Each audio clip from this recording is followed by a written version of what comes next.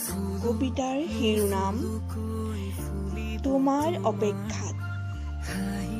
কবি দেৱলীনা বৰা, সুৰ লীনামণি ডেকা। আজি বহু দিনেই হ'ল তোমাৰ বাৰ্তা নাই।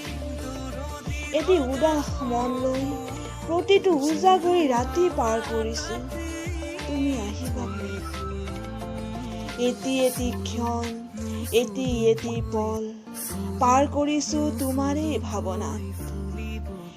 অলেখ সপোনবোৰ সাৱটি লৈ সাজিছো কল্পনাৰ এটি কাৰেংঘৰ। কিন্তু পলকতে নোহোৱা হৈ যায় সপোনৰ এই নাটঘৰ।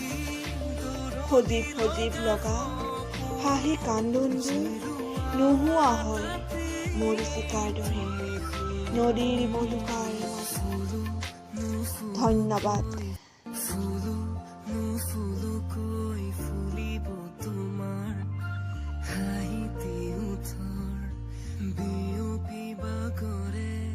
নদী যে প্ৰেমৰ মোৰে কলিজাৰ দৰদী।